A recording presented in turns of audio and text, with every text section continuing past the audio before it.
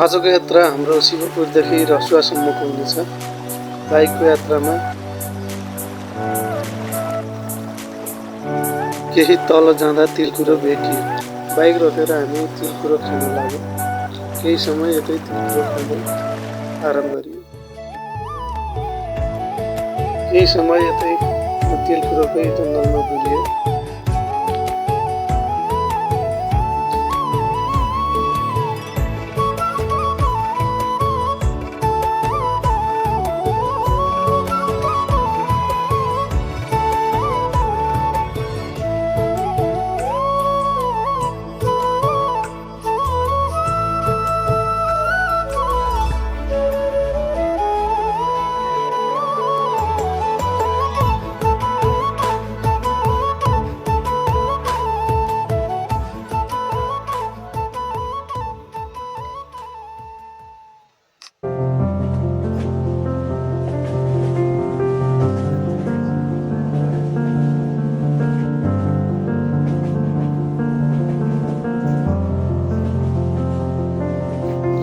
केही समयको आरामपछि हामी ओह्रालो बाटो तल झर्यौँ।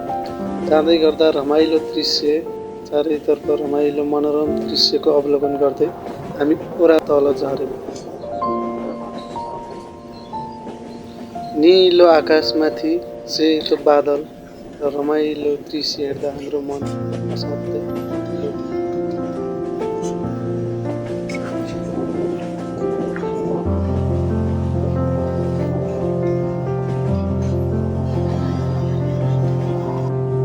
केही बेर तल गइसकेपछि जङ्गलमा एउटा खाजा खाने होटल रहेछ। हामी पनि त्यहाँ खाजा खाने निधो गरियो। दायाँ बायाँ केही पनि छैन, खाजा पसल रहेछ। सबैले आउन जाने सबै गाडी यतै रोकेर खाजा खाने गर्दो रहेछ। हामी पनि यतै खाजा खाने निधो गरियो। बोरे खोला खाजा सेन्टरमा हामी पनि खाजा खान बस्यौँ। खाजा समोसा खाइ पनि समोसा त्यहाँबाट झन्डै 15-20 किलोमिटरको दूरी पार गरिसकेपछि नुवाकोटको बटार बजार पुग्यो। यो दृश्य बटार बजारको हो। हामी बटार बजार हुँदै दिदीतर्फ जाँदै गयौँ।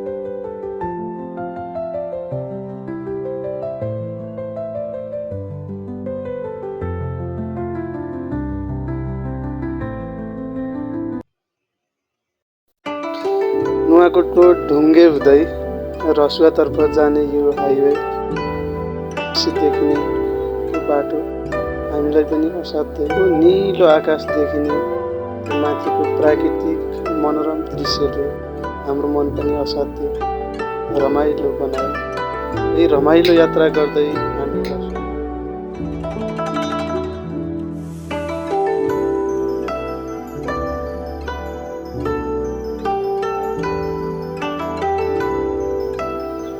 रमाइलो प्रकृति अवलोकन गर्दै रसुवातर्फ अबको केही समयपछि रसुवा बेत्रावती बजार पुग्ने छ।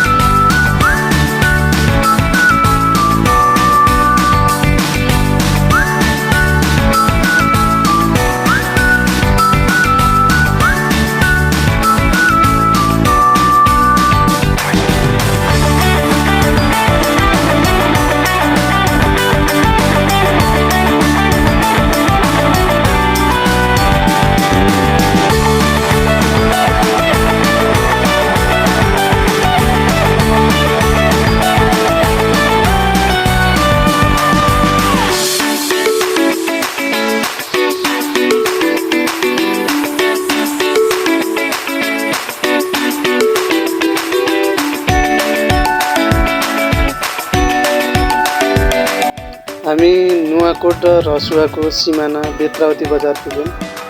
बेत्रावती बजार हुँदै रसुवातर्फ अगाडि बढ्दै जाँदैछौँ। यहाँ उत्तर गया धामतिर जान सकेनौँ। हाम्रो यात्रा रसुवातिर अगाडि बढेको छ।